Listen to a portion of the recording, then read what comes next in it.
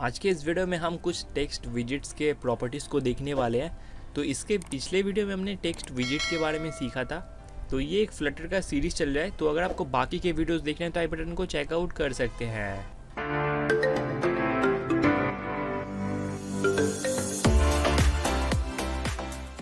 तो फ्लटर में हमको एक टेक्स्ट नाम का कंस्ट्रक्टर देखने को मिलता है जो कि टेक्स्ट क्लास का कंस्ट्रक्टर है।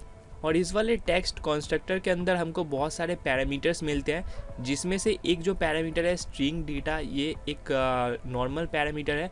और बाकी के जितने पैरामीटर्स हमको देखने को मिलते हैं वो ऑप्शनल होते हैं।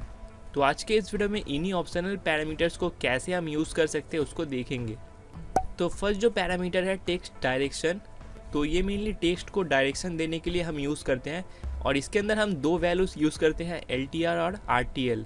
LTR मतलब लेफ़्ट टू राइट और RTL मतलब राइट टू लेफ़्ट। तो आइए इसको देखते हैं।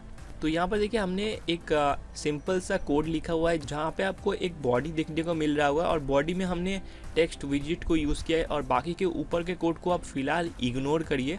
तो यहाँ पे टेक्स्ट विजेट के अंदर आपको बहुत सारे जो प्रॉपर्टीज़ है टेक्स्ट विजेट का वो सभी मैंने यहाँ पे लिख के रखा हुआ है और इसको मैंने कमेंट आउट करके रखा है।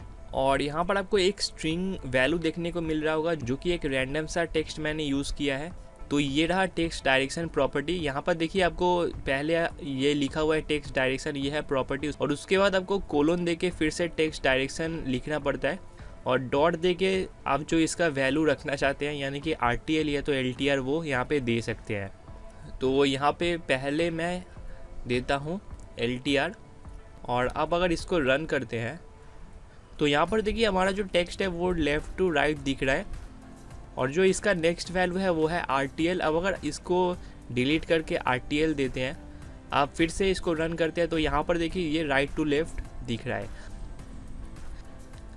और इस वाले RTL को हम तब यूज़ करेंगे जब उर्दू लैंग्वेज का यूज़ होगा, या तो जब कोई टेक्स्ट हम राइट से स्टार्ट करने जाएं तो उस टाइम पे हम इस वाले वैल्यू को यूज़ करेंगे। अब जो नेक्स्ट प्रॉपर्टी है वो है टेक्स्ट अलाइन प्रॉपर्टी। अब ये जो टेक्स्ट अलाइन प्रॉपर्टी है ये मेनली टेक्स्ट को अलाइनमेंट देने के लिए हम यूज़ करते हैं। तो आइए इसको देखते हैं। तो यहाँ पर देखिए हमको लिखना पड़ता है टेक्स्ट अलाइन, उसके बाद कोलोन दे के फिर से टेक्स्ट अलाइन लिखना पड़ता है और डॉट दे के आपको यहाँ पे इसका वैल्यू देना पड़ेगा, यानी कि आप किस पोजीशन में टेक्स्ट को अलाइन करना चाहते हैं। सपोज़ पहले मैं इसको यहाँ पे जो सेंटर है इसको डिलीट करके मैं यहाँ पे राइट देता हूँ और इसको रन करता हूँ। तो यहाँ पर देखिए हमारा टेक्स्ट वो राइट की तरफ अलाइन हो चुका है। अब सिमिलरली इसको मैं डिलीट करके अगर लेफ़्ट कर दूँ तो ये देखिए ये लेफ़्ट पे आ चुका है। और फिर से इसको मैं डिलीट करके अगर सेंटर करूँ तो यहाँ पर देखिए ये सेंटर वेस्ट हो चुका है।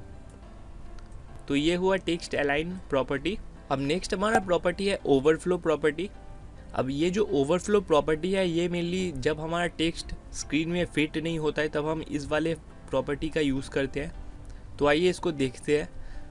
तो यहाँ पर देखिए हमको ओवरफ्लो लिखना पड़ता है, उसके बाद कोलोन दे के हम लिखते हैं टेक्स्ट ओवरफ्लो और फिर आपको यहाँ पे डॉट दे के इसका वैल्यू देना पड़ेगा। यहाँ पे आपको मेनली तो इसमें आप suppose clip, eclipse, fade, visible ये वैल्यूज़ का यूज़ कर सकते हैं। तो मेनली हम इसके साथ एक्लिप्स को यूज़ करते हैं। तो आइए इसको देखते हैं। रन करने से हमको कुछ इस तरह से हमारा टेक्स्ट देखने को मिलेगा, जहाँ पे देखिए ये जो बाकी का इसका लाइंस है अगर हम वो सिंगल लाइन में दिखाना चाहते हैं तो यहाँ पर वो डॉटेड फॉर्म में हमको दिख रहा है, यानी कि टेक्स्ट के अंत में आपको देखिए यहाँ पर डॉट दिख रहे हैं। तो ये कुछ इस तरह से हमको हमारे टेक्स्ट का आउटपुट दिखाता है। अब जो नेक्स्ट प्रॉपर्टी है वो है टेक्स्ट स्केल फैक्टर। तो ये प्रॉपर्टी मेनली टेक्स्ट के साइज़ को इंक्रीज़ या तो डिक्रीज़ करने में यूज़ किया जाता है। तो यहाँ पर आइए इसको देखते हैं।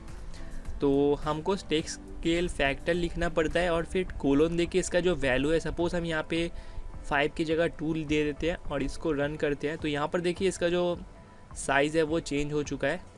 अब इसको अगर फिर से चेंज करके 1 कर दे और फिर रन करें तो यहाँ पर देखिए इस तरह से दिख रहा है। और फिर इसको मैं चेंज करके 5 करता हूँ, सपोज़ इसको मैं चेंज करके 10 करता हूँ, तो यहाँ पर देखिए इसका साइज़ बहुत ही ज़्यादा बड़ा हो चुका है। अब नेक्स्ट प्रॉपर्टी है सॉफ्ट रैप। तो इसमें मेनली दो वैल्यूज़ का यूज़ किया जाता है, ट्रू और फॉल्स। तो आइए इसको देखते हैं। इसको समझने के लिए हम यहाँ पे टेक्स्ट स्केल फैक्टर का यूज़ करेंगे। तो फिलहाल मैं इसको फॉल्स ही रहने देता हूँ और टेक्स्ट स्केल फैक्टर को 4 कर देता हूँ। तो यहाँ पर देखिए हमको कुछ आउटपुट ऐसा दिख रहा है, यानी कि देखिए ये फॉल्स है, यानी कि हमको अगर स्क्रीन के अंदर टेक्स्ट का स्पेस नहीं रहा तो ये बाकी का टेक्स्ट हमको नहीं दिखाएगा। तो इसीलिए ये यहाँ पर देखिए ये इतना तक ही दिखा रहा है, इसके बाद का जो टेक्स्ट है वो हमको नहीं दिख रहा है क्योंकि इसका वैल्यू हमने फॉल्स रखा है। अब इसको अगर मैं कमेंट डाउन करता हूँ और अगर फिर से रन करें तो देखिए हमको पूरा टेक्स्ट दिख रहा है, लेकिन स्क्रीन पे स्पेस नहीं होने के कारण थोड़ा जो टेक्स्ट है वो कट जा रहा है। तो इसलिए मैं यहाँ पे स्लैश को हटा दूँ अगर और इसको ट्रू कर दूँ तब भी ये वैसा ही दिखेगा क्योंकि यहाँ पे ट्रू वैल्यू है इसका, यानी कि ये टेक्स्ट को नॉर्मली शो करवाएगा। और फॉल्स करने से ये टेक्स्ट के स्पेस को डिटेक्ट करके उसको शो करवाता है। अब नेक्स्ट प्रॉपर्टी है मैक्स लाइन प्रॉपर्टी। ये मेनली लाइंस को डिस्प्ले करवाने के लिए यूज़ किया जाता है, यानी कि एक टेक्स्ट का कितना नंबर ऑफ लाइन हम डिस्प्ले करवाना चाहते हैं तब ये प्रॉपर्टी यूज़ किया जाता है। तो यहाँ पे हम टेक्स्ट स्केल फैक्टर को यूज़ करके इसको मैं कर देता हूँ 3 और मैक्स लाइन को रहने देता हूँ मैं यहाँ पे 10। तो यहाँ पे 10 है तो इसीलिए यहाँ पर 10 से कम लाइन है, इसीलिए सारे लाइन दिख रहे हैं हमको। अब अगर मैं इसके लाइन को कर दूँ सपोज़ 3 और फिर रन करूँ तो यहाँ पर देखिए पहला 3 लाइन हमको दिख रहा है, इसको 4 कर देने से पहला 4 लाइन दिख रहा है। तो कुछ इस तरह से ये काम करता है। अब नेक्स्ट प्रॉपर्टी है सिमेंटिक लेवल। अब यहाँ पे हमारे एप्लीकेशन में बहुत सारे ऐसे एलिमेंट्स होते हैं जैसे कि आइकॉन वगैरह हो गया या तो कुछ सिंबल्स जिसको जो सर्च इंजन वगैरह होते हैं ये समझ नहीं पाते, तो उस टाइम पे हम इस वाले प्रॉपर्टी का यूज़ करते हैं। तो आइए इसको देख लेते हैं। तो यहाँ पे पहले मैं इस टेक्स्ट को डिलीट कर देता हूँ और यहाँ पे मैं एक हैश देता हूँ और इस पूरे जितने भी प्रॉपर्टी है सबको डिलीट करके नीचे दिख रहा होगा सिमेंटिक्स लेवल, इसको मैं अनकमेंट कर देता हूँ। तो यहाँ पे हमने जो सिंबल यूज़ किया है हैश, जो कि एक स्ट्रिंग वैल्यू है, इसको हम यहाँ पे एक्सप्लेन कर रहे हैं। तो यहाँ पे ये जो सिंबल का मीनिंग हमने यहाँ पे इस प्रॉपर्टी को यूज़ करके एक्सप्लेन किया है, जो कि एक हैश साइन है। और इसको रन करते तो यहाँ पे हमको हैश दिखेगा, यानी कि ये जो यूज़र के लिए ये हैश है, लेकिन इसके बैकएंड में जो सर्च इंजन के बॉट्स आएंगे, अगर ये एक वेब एप्लीकेशन हुआ तो उस टाइम पे उन बॉट्स को बताने के लिए हम यहाँ पे इस प्रॉपर्टी का यूज़ करते हैं।